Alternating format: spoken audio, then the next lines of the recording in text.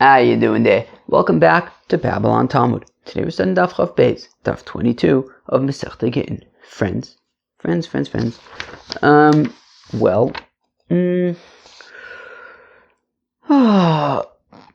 Babylon, Babel stretch. Okay.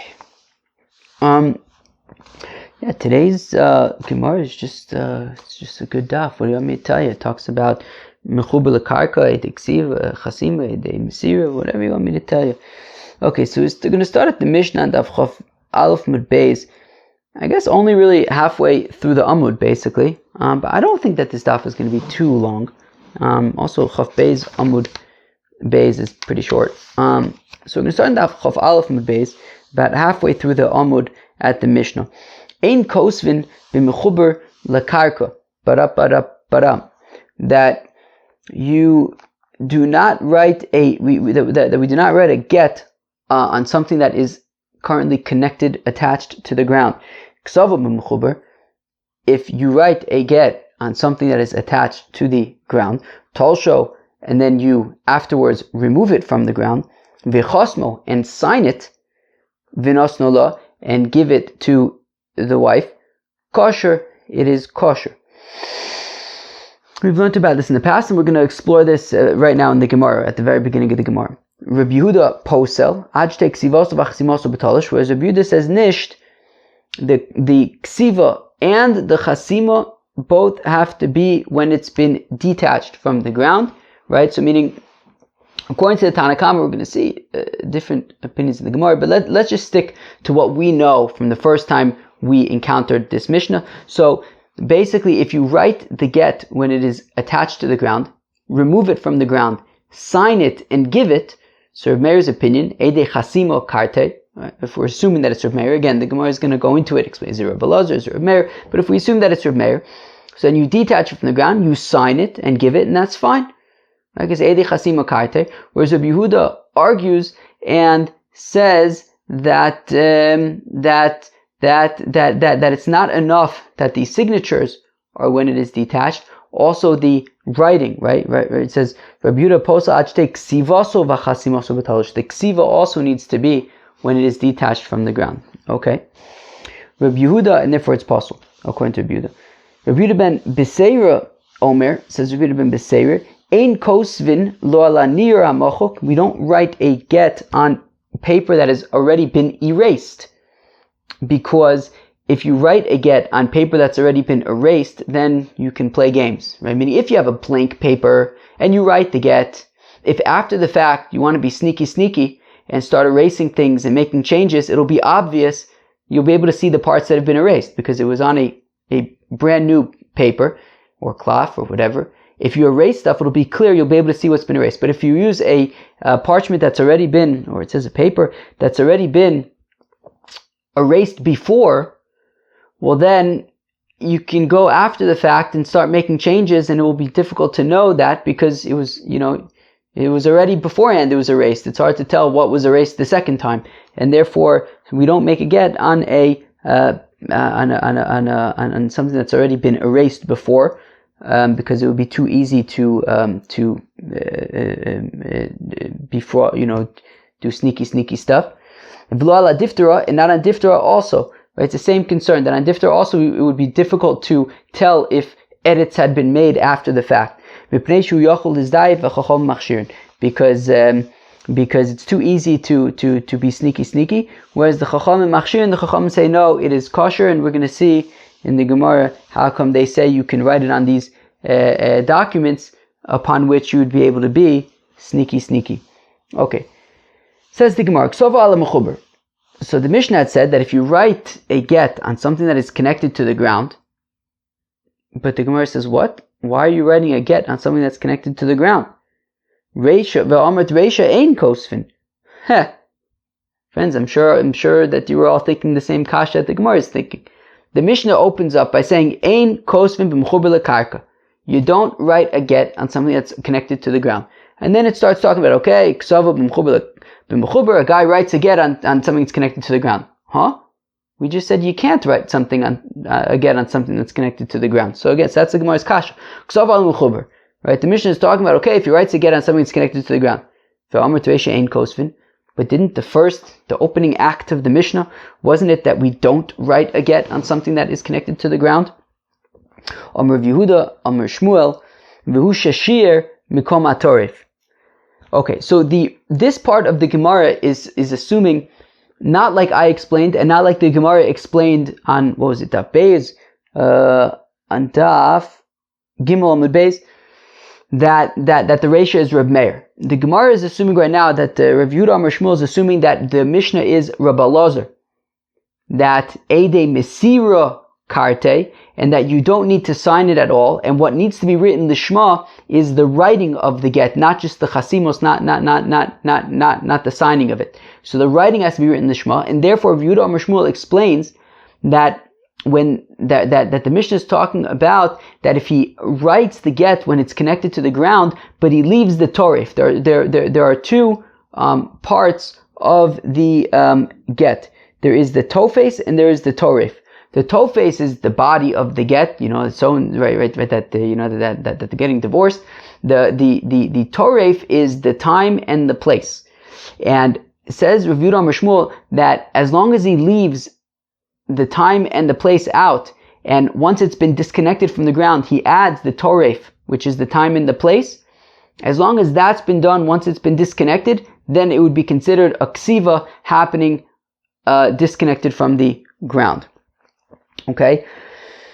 Right, so again, so Amar Rav Yehuda Amar Shmuel, V'hu shashir makom hatoref, that when the Mishnah says that, right, that if he writes it when it's connected to the ground and then detaches it and gives it to her, it's kosher. It's talking about where when it was attached to the ground, he did not write the torif. When he detached it from the ground, he then wrote the torif and gave it to her. That is acceptable. V'chein Amar Reb Elazar, Amar Boshaya, and similarly says Reb Elazar in the name of Reb Boshaya, V'hu shashir mekom hatorif. Again, that if he left the torif out and added that once it was detached, then it is kosher. V'chein Amar Abba bar Bachana, Amar Reb Yochanan, V'hu shashir mikom hatorif. Similarly says Rabbi Bachana the name of Rabbi Yochanan that, again, if he leaves out the makom hatorif and adds it after it's been detached and gives it to her, it's kosher. Rabbi Elazar, and the Mishnah is Rabbi Elazar, Domer Eidei Mesira Karte, that Rabbi Elazar says that it is the witnesses of the giving of the get to the wife that are important, not the witnesses who sign the get. In fact, according to Rabbi Elazar, you don't have to sign the get at all. So what is the part of the get that needs to be written in the Shema? The content of the get, and we're saying that as long as the toref was written once it was disconnected from the ground, that is enough to say that it is written disconnected from the ground and it's kosher. This is how to piece the Mishnah together. Ein kosvin tofes, don't write the tofes, the body of the get. Don't write that when it's connected to the ground, out of concern, Shema Yichtov Torif, out of concern that you might end up also writing the Torif when it's connected to the ground, and that would be a problem. But what if Ksavu the Tofes, what if you did write the Tofes of the get when it was connected to the ground, but then Vitalsho, and then you disconnected it, Ksavu the Torif, but then you wrote the toref when it was disconnected, right? The names and the play and the location, and gives it to her. Okay, so in that case, kosher, it's fine as long as the toref was written once it was disconnected. But Rish Lakish responds to Rav Yehuda Amar Shmuel, and he says, I don't understand. You didn't. The Mishnah doesn't say anything about toref and tofes. The Mishnah says chosmo shaninu. It talks about signing it. Rav Yehuda Amar Shmuel, and also Rabbi Bachana, Rabbi Yochanan, Rabbi Elazar, Rabbi Shaya, all these rabbis, you're all talking about torefs and tofeses. Nobody's talking about chasima. But our Mishnah says chasima. Our Mishnah says that if you write the get when it's connected to the ground, detach it from the ground, and sign it and give it, so then it is kosher. Reb Meir, in our Mishnah is Reb Meir, Domer Eidei Chasima Karte, who says that what's important is the witnesses who sign the get. And therefore, as long as the get was signed when it was disconnected from the ground, it is kosher. This is what the Mishnah is saying. Ein kosvin toref, do not write the get, including the toref, when it is connected to the ground, Gezeru Shema Yachtom, out of concern that you might end up signing the get when it is connected to the ground, and that would be a problem, because Ede Chasima Karte, the Chasima is what needs to be written Lishma, and if that's connected to the ground, then that is a problem. Kosvo, the Toref, but at the end of the day, if you wrote the get when it was connected to the ground, including the torif, but then you detach it from the ground, and at that point you sign it and give it, that's fine, because at the end of the day, the signing is what needs to be done, the shema, and as long as the signing was done when it was disconnected from the ground, and you gave it to her immediately, then that is kosher, and that is fine. Kosva al cheres shel otzitz nokuv, kosher. If a fellow writes a get on the pottery, on the earthenware of a potted plant that has a hole in the bottom, so it's considered connected to the ground. If you write the get on the pottery of a potted plant, kosher, the shakule v'yoivle niala, and then what you do is you take the potted plant and you give her the potted plant. That is okay.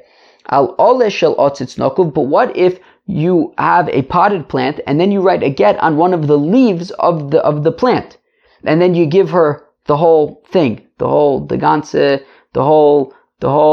I don't know. I'm very hungry. Lemaisa. Abaye Omar says Abaye kosher. Rav Omar pasul. Abaye says it's kosher. Rava says it's possible. Abaye Omar kosher tishakule v'yoivle nialo. Abaye says, look, you have a potted plant. You write the get on one of the leaves of the plant. You then pick up the whole thing. I don't know what the word is. The gans, the whole. Do you say gans geschäft? Do you say that? The whole business, I guess. Maybe. Any people speak Yiddish? I don't know. Shakule v'yoivle. So you pick nialo. So you pick up the whole package, the whole situation. You pick up the whole situation, the pot, the plant, the leaf, the whole situation. You give it to her in Beseder. You go on with your lives. Rava Omer Pasul Gzeir Shem Yiktom. But Rava says that it's possible because we're concerned that maybe you're going to detach the leaf from the plant and give it to her, and we otzitz of a potted plant that has a hole in it is considered connected to the ground, and therefore that would be the equivalent of writing it. If you write it on the leaf and then detach it and give it to her, that's a problem, because there's no writing and then detaching and then giving. It has to be writing then followed by immediate giving. Now we get into a whole discussion about stuff now.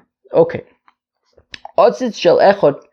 So if you have a pot that belongs to Ruvain, v'zroim shel acher, but the contents of the pot, the plant, belongs to Shimon. Ruvain owns the pot, Shimon owns the plant. Okay, so otzitz shel echad v'zroim shel acher, machar bal otzitz leval zroim. So Ruvain decides, you know what, Shimon, I'm willing to sell you the pot. So kevan shemoshach Kona. So once Shimon, takes the pot, picks it up, so then he moves it, so then it's his. Is it kinin meshicha? He moves it, it's his. Machar bal zroim leval otzitz. If Shimon says to Reuven, look, Reuven, I'm willing to sell you my plant. So lo Kona achi yachzik bezroim. So if Reuven just moves the pot, that would not be enough, because he's not buying. He already owns the pot. He needs to do so. He needs to take ownership of the plant. What he does is he makes a chazokeh on the plant. He works the soil a little bit, and then it becomes his, and that's how he does it. Otzitz v'zroim shel echod. What if Ruvain owns the gans geschäft, the whole situation, and Ruvain wants to sell the whole situation to Shimon? Right? He wants to give the whole situation to Shimon, the pot, the plant.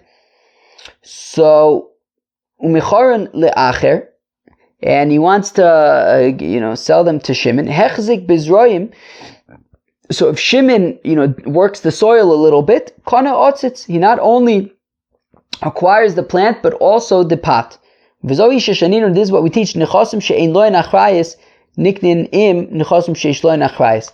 That property that does not have Nechosim she'ein lehem achrayus is metaltlin. That metaltlin can be acquired together with karka, right? That you have this plant in an otzitz nokuv that's considered part of the ground, right? Planted in the ground, and you do you work the plant a little bit, and by doing that, Shimon acquires not only the plant but also the pot that it's in, and that is metaltlin being acquired by way of karka. Okay, fine.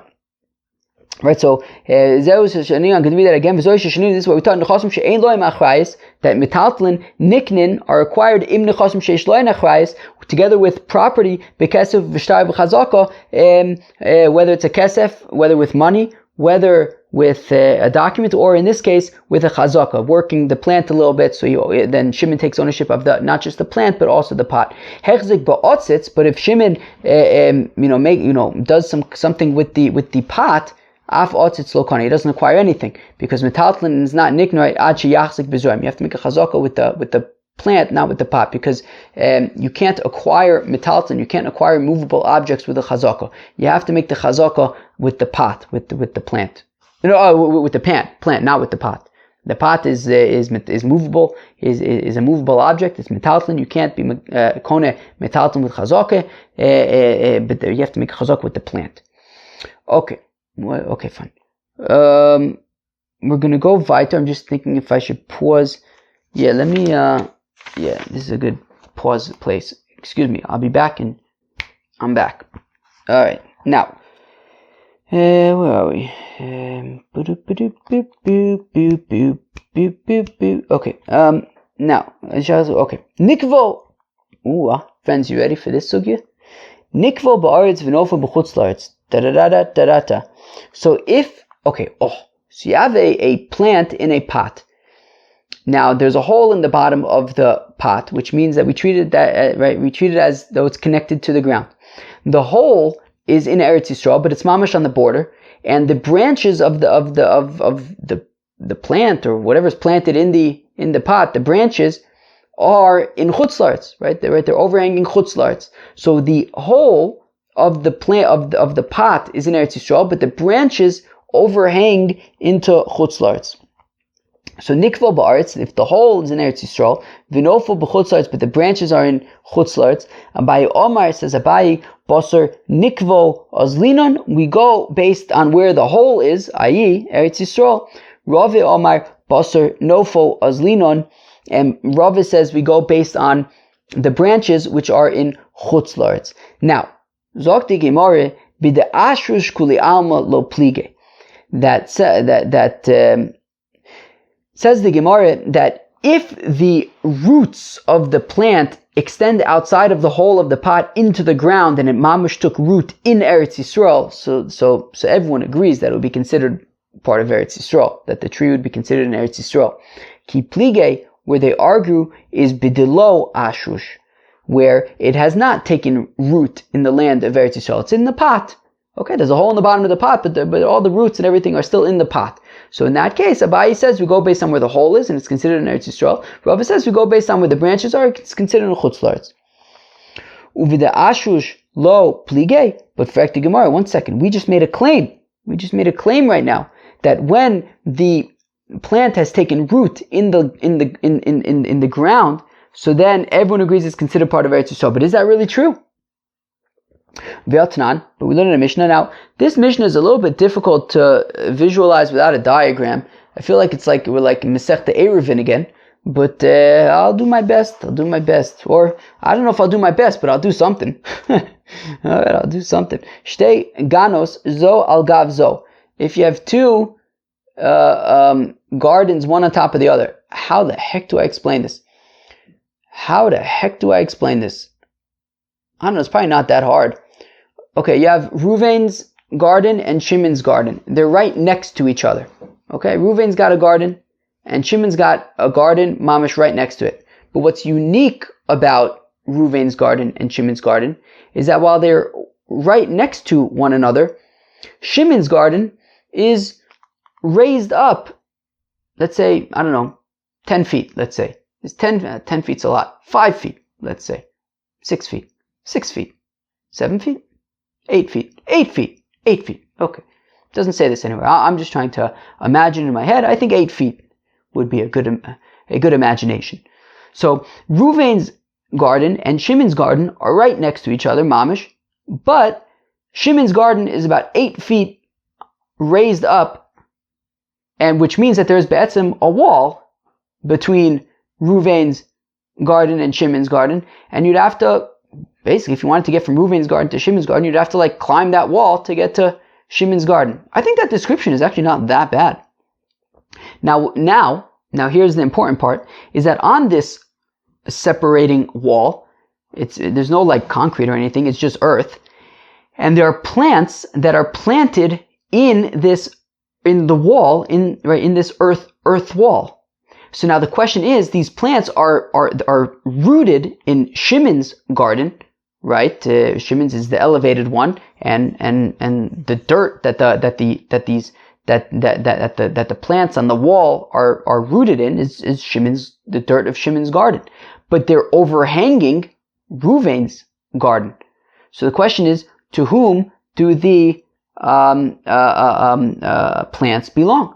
Do they belong to Shimon, in whose dirt it is, or does it belong to Ruvain, over whose garden the plants hang? That's the kasha. So again, shtei ganos zo al gav zo. So if you have two gardens, one is higher up than the other, is raised on a higher platform. V'yerek bein taim, and there are vegetables or growth on this wall. Reb Meir Omer Shel Elyon. Reb Meir says that these plants belong to Shimon, the upper one. Reb Yehuda Omer Shel Tachton. Whereas Reb Yehuda says that the plants belong to Ruvain on the lower level. So let's say that the rationale is that what's all this noise? Whatever. So let's say that the rationale is that Reb Meir says that it goes based on where the roots are, and Reb Yehuda says it goes based on where the overhang are, and that essentially, Reb Meir is like Abai, or Abai is like Reb Meir, and Rav is like Reb Yehuda. So the Gemara says nisht. So let's say it. Oh wait, I'm sorry. What? No, I'm sorry. We said that. No, scratch that. I'm sorry. I need to eat. But I think that no. I'm sorry. Rava and Abaye we had said was talking about where they're not taking root. I'm sorry. This is something else. But we had said a few lines ago that if they had taken root, then everybody agrees that it goes based on where the roots are. That it would be in Eretz Yisrael. Now we're saying wait, but it sounds like it's a machlokas because Reb Meir says it goes based on the roots, but it sounds like that Reb Yehuda would say that even when it's taken root, we still go based on the overhang. To which the Gemara says nisht. Awesome, kediktani taima. This has nothing to do with do you go based on the roots, or do you go based on the overhang? Amar Reb Meir, Reb Meir defends his rationale, which is ma im yirtze elyon litoles afro ein kan yerek. Well, because the ball is in Shimon's court, is in the upper person's court. If he wants to, undo his garden and remove all the dirt in the garden and even it out with Ruvain's, there goes all those plants. So therefore the dirt belongs to him. He could just get rid of all the dirt and then there goes the plants. So therefore clearly he has the upper hand over here. Whereas Amr Reb Yehuda says, Ma'im yirtza tachtun lemalo says, Ginaso offer ein kan yerek. Whereas Reb Yehuda says, well, I can argue just fakert, right? That what if Ruvain wants to add a whole bunch of dirt and leveling out his garden with Shimon's, there goes the plants. So Reb Yehuda argues that the lower guy has the upper hand. So therefore, okay, fine, but that has nothing to do with do you go based on the roots, do you go based on the overhang? It has to do with, theory of who's got the upper hand. But ve'akati b'de'asher shlo plige, but still, we have the same question that maybe, right, that still we had made a claim that when the roots are in the ground, or the roots are in Eretz Yisrael, and it's definitely like Eretz Yisrael, but not necessarily. Ve'atani, we learn in the Brisa, Elon, miktsasei ba'aretz, miktsasei b'chutzlaretz.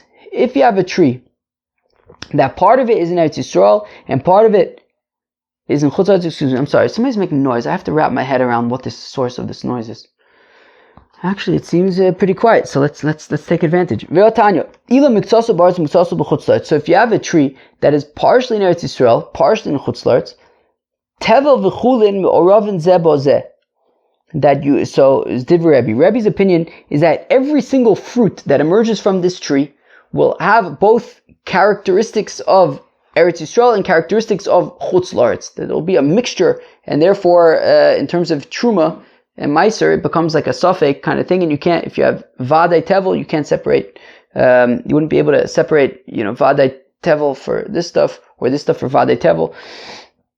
But okay, every fruit is going to be considered a mixture. Reb Shimon ben Gamliel says, Reb Shimon ben Gamliel, Hagadu b'chiyuv chayiv, Hagadu b'ptur potter. Reb Shimon ben Gamliel says it depends. The fruits that grow on the branches that, or at least we're assuming that what it means, that the fruits that grow on the branches that are in Chutz La'aretz are from Chutz La'aretz, and the fruits that grow on the branches that are overhanging Eretz Yisrael are considered like they're in Eretz Yisrael. So my lad, b'miktsas nofo ba'aretz, miktsas nofo b'chutz la'aretz. So let's say that it's talking about, you have a tree where the roots are in Eretz Yisrael, but part of the branches overhang Chutz La'aretz and part of the branches overhang Eretz Yisrael. So here you have it, that even though the roots are in Eretz Yisrael, still this Brisa is not assuming that we assume it's in Eretz Yisrael. Rebbe says that all of the fruits have characteristics of both. Reb Shimon ben Gamliel says that the parts that are overhanging Chutz La'aretz are considered like they're from Chutz La'aretz. The parts that are overhanging Eretz Yisrael are considered like they're part of Eretz Yisrael. So here this Brisa is not assuming that just because it's taken root in Eretz Yisrael, it's considered part of Eretz Yisrael. So lo, the Gemara says nish. That's not what the Mishnah is talking about. It's not talking about. The Brisa is talking about. It's not talking about where the roots are in Eretz Yisrael and some of the branches overhang Chutz La'aretz. Rather, miktsas shorashin ba'aretz umiktsas shorashin b'chutz la'aretz. That rather what it means is some of the roots are in Chutz La'aretz and some of the roots are in Eretz Yisrael. They're not all in Eretz Yisrael. My time with Reb Shimon ben Gamliel. How come Reb Shimon ben Gamliel says that some of the fruits, that some of the fruits are considered like they're in Chutz La'aretz and some of the fruits are considered like they're in Eretz Yisrael? Since the fruits are nurtured from the sap, and the sap is coming from the roots, that some of which are in Eretz Yisrael, some of which are in Chutz La'aretz. So why does he assume that some of the fruits are considered like they're in Chutz La'aretz, some of the fruits are considered like they're in Eretz Yisrael? Aren't they all getting it from the same sap? So the mafsik tzunma, well, because there is like the roots, there's like a rock that is dividing the roots underground until it leaves the ground. And they're mamish completely separate. And therefore, Reb Shimon ben Gamliel says that because of this rock that is separating the roots, right, dividing them between Chutz La'aretz and Eretz Yisrael, the part of the tree that's in Chutz La'aretz is mamish entirely in Chutz La'aretz, and the part of the tree that's in Eretz Yisrael is mamish entirely in Eretz Yisrael. So my time with the Rebbe, how come Rebbe says that every fruit has characteristics of both? Dehadri arve, because, well, even though they're split and divided by a rock when they're underground, once the tree emerges from the ground, everything is one unit. So what's the machlokas between Rebbe and his father, Reb Shimon ben Gamliel? My sarva avir mevalbel. Well, Rebbe says that once the tree goes in above ground into the air, it all gets mixed together, and therefore every single fruit on the tree is going to have characteristics of Eretz Yisrael and Chutz La'aretz. Well, my sarva aylechudekai, whereas Reb Shimon ben Gamliel holds that since they are entirely separate underground, they're divided by a stone, and they only come together once they leave the ground. They are considered separate, and the part of the tree that's in Chutz La'aretz is, and the fruits that emerge on that part of the tree are considered part of Chutz La'aretz, and the part of the tree that's in Eretz Yisrael and the fruits that emerge from there would be considered like they're from Eretz Yisrael. Rabbi Yehuda ben Beseira had said that if you write a get on paper that's been erased, so it's a problem because it's too easy to mess with, to tamper with, and change the text after the fact and change the terms, and that's a problem. Amr B'chia Bar Asi Mishmei De'ula Gimel Oris Hain. So B'chia Bar Asi says in Vula that there are three types of hides. Matzah, Chayfa, V'diftra. There's Matzah, Chayfa, and Diftra, and then I assume that the fourth one is Klaf. That there's a fourth one and that's Klaf. But anyways, we're talking about three of them here. Matzah K'mashmo. Matzah sounds like matzah. T'lo maliach, v't'lo kamiach, v't'lo afetz. You don't do anything to it. You leave it alone. There's no salt, there's no flour, there's no walnut. Lemai ilchasa lotzoas Shabbos. And what's the nafkamina for this matzah stuff? Well, there's a special halacha when it comes to Otzoas Shabbos, a special shear when it comes to Hotza'ah. We learned about years ago on Shabbos. V'chama shi'uro. And what is the shear for otzah of matzah, this matzah hide on Shabbos? Kediktani Rab Shmuel bar Yehuda kedei lotzer mishkol ketana, in order to cover a small weight. V'chama, what is this? What's this small? I think v'chama is what's this small weight? I think. Amar Abai ki riva de pumpedisa, a fourth from pumpedisa. Chayfa de maliach, so chayfa hide is salted, but velo kamiach velo off. It's not floured, and it's not like flour, like FLOUR, like kemach. Velo off, it's not gallnutted. L'mayuchsa, what's the halacha for it? Lo tzah Shabbos v'chama shiuro. What's the share for tzah Shabbos? Because it's not or kidei lasos kamia, enough to make an amulet. All right. Diftera, and diftera is demaliach v'kamiach. It has salt and flour, velo ofitz, but it's not gallnutted. L'mayuchsa, what's the halacha? Lo tzah Shabbos v'chama shiuro. All of us, I get that for you'd be chai for otzah on Shabbos if you take out enough diftera to write a get on it, which I guess is like, I don't know. Well, the Chacham say you could write it on diftera. Yehuda ben Beseir says you can't, but I don't know. Maybe even according to Yehuda ben Beseir, it would be enough that theoretically, to fit the text of the get on it. I guess I don't know. The Chacham said that you're allowed to write a get on erased paper, on diftera, even though they're easy to tamper with. Man chacham, well, who are these chachamim? Amar Rabbi Lazar, says Rabbi Lazar, he says Rabbi Lazar the Amora, that it's Rabbi Lazar the Tana, the Amar Eidei Mesira Karte. That his opinion is that Eidei Mesira Karte. So right, who cares that in the future you might be able to tamper with it? As long as you write it right now, and the Eidei Mesira, as we learned yesterday, they have to read the get before they observe it being delivered. And they do that, right? They read it, they observe it being given. Okay, after the fact, who cares what he writes? I mean, who cares if he tampers with it? Do whatever you want. The Eidei Mesira observed it, they read it, they know what they did, right? We're going to see in a minute that they go to Bezdin, and then Bezdin, records that she's divorced, and, she moves on with her life. So I don't care that in the future you can erase it or tamper with it. Who cares? It's too late. V'amar Rabbi Lazar, and says Rabbi Lazar the Amora, lo hichshir Rabbi Lazar el alter. That Rabbi Lazar the Tana, that when he says Eidei Mesira Karte, and therefore you would be able to use these tamperable parchments, that would only be if they write the get, sign it, deliver it, and then they immediately go to Bezdin, and Bezdin, and testify, yes, this was the get, this was the conditions, this was, we observed it, we read it, and Bezdin records it. If all this happens immediately, so then Rabbi Lazar says we don't care what paper you use, because after everything's already been recorded. But if you dilly-dally, if the Eidim observe the transfer of the get, but then they don't immediately go to Bezdin until 10 days later, that would not be okay, because because now we have to actually be concerned about the husband being sneaky, that maybe there were special terms in the get, and then he started erasing them and stuff like that. That would be a problem. Rabbi Yochanan says, no, Rabbi Yochanan says that according to Rabbi Lazar, that Eidei Mesira Karte, you can, even 10 days later, go with it to Bezdin, because the Isa Tahava Beitanoya Midkar Dechiri. If there was a special condition, like, you can't go to your father's house for 30 days or something, they would have remembered that. After all, they read the get, they observed it, they would have remembered that unique Tanai, and therefore even 10 days later they can go to Bezdin. And we're not concerned that, maybe he tampered with this erased paper or something like that, because they would have remembered the condition. V'amar Rabbi Lazar, and says Rabbi Lazar, lo hichshir Rabbi Lazar, says Rabbi Lazar the Amora, that Rabbi Lazar the Tanya, the Rabbi Lazar the Tana says that you can use these erasable papers ella begittin, only by gittin. Aval b'shar shtaris, but by other documents, no.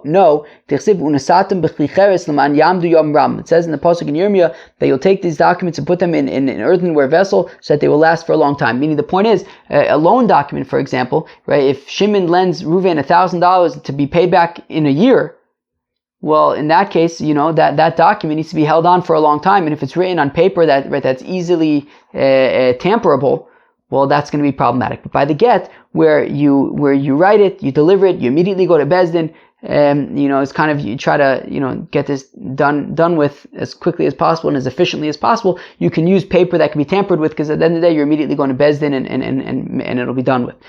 But a different document that needs to stick around for a while, so then you can't use tamperable papers. Rabbi Yochanan Amar afilu b'shtaris. The Rabbi Yochanan says, no, even by other documents, you'd be able to use, at least Rabbi Elazar would say, you'd be able to use these other types of, with these tamperable papers.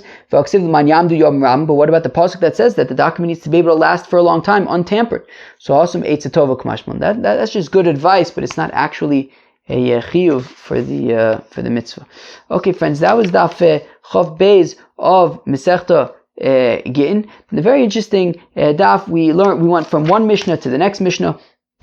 We discussed writing a get and something that's mechuber lakarka, right? That has come up in the past. Before in the past, we had two possibilities. A bunch of Amoraim said that the Mishnah could be Rabbi Elazar, who says that the ksiva has to be written properly, not when it can't be connected to the ground, but as long as you leave the toref, right, the name and location, and as long as that's written once it's been disconnected, it's fine. Rish Lakish had said that no, the Mishnah, and that would be like Rabbi Elazar, who says Edi Mesira Karte, the Chasimos are important, and that the ksiva has to be done disconnected, and that would be the toref. Rish Lakish points out that the Mishnah is talking about Chasima, and therefore it's Reb Meir who says that the Chasima has to be Lishma, and as long as that is done once it's been separated from the ground, that is fine. Reb Yehuda says that both the Ksiva and the Chasima has to be when it's been separated from the ground. We learned all these halachis and these halachis about, an otzitz nakuv, and if it's connected to the ground, if it's considered in Eretz Yisrael, it's considered like in Chutz La'aretz. And then we talked about, the Mishnah had said that you can't, Rabbi Yossi Aglili had, Rabbi Yehuda ben Beseira had said that you can't write a get on documents that can be tampered with, whereas the Chacham said it's okay. We said the Chacham is Rabbi Elazar says that it's the Edi Mesira Karte, and therefore you're immediately going to Bezdin and getting it sorted out, and therefore you don't have to be concerned about what might happen in the future to the document. Friends, that was the Chav Beis of Masechta Gittin. I hope you enjoyed. Peace out.